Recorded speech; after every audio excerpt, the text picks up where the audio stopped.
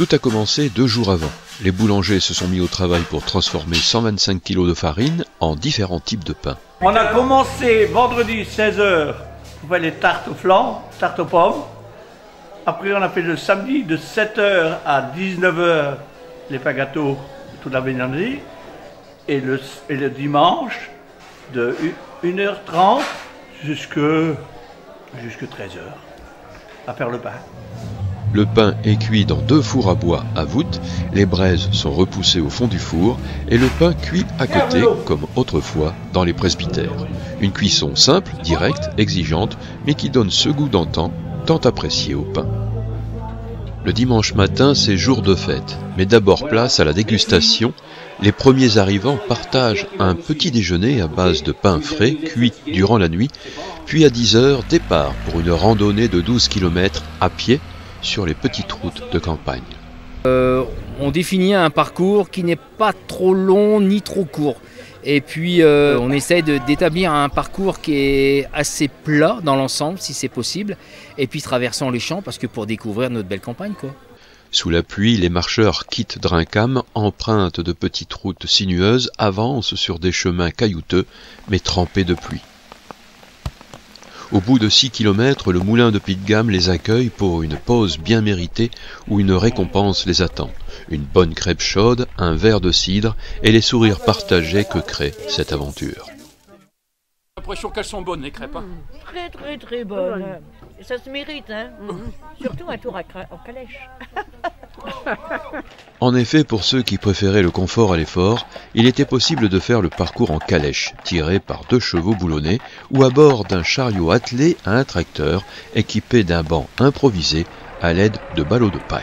Votre marche du matin, comment ça s'est passé sous la pluie? On aime ça. On aime bien marcher, super bien. Bon, les conditions n'étaient pas réunies, mais après, sur le retour, après les 6 km, on a eu un bon retour et superbe. Nous avons eu quand même nos participants qui viennent tous les ans, qui sont venus. Et on a attendu jusque 10h parce que la pluie n'arrêtait pas de tomber.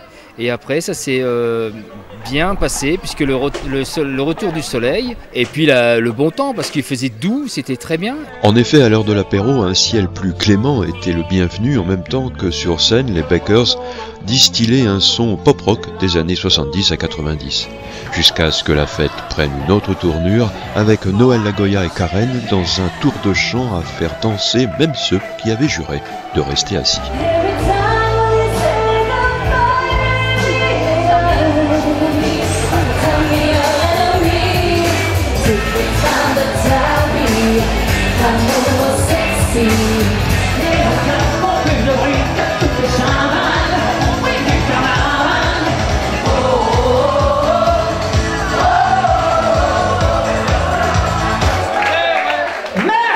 Et pour clore la journée, le maire, Patrick Thor, a souhaité rappeler le vrai sens de cette fête. Environ 100 kg de farine transformée en pain qui ont pratiquement tous été vendus.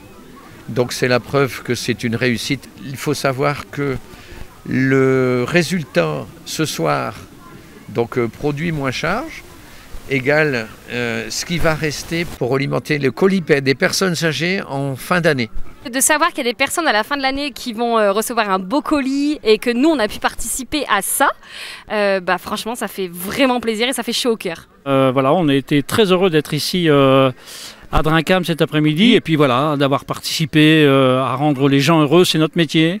C'est ce qui nous fait plaisir. La route des fours à pain de Drincam est une fête qui se veut conviviale et généreuse, où chaque sourire partagé peut aussi être un geste solidaire.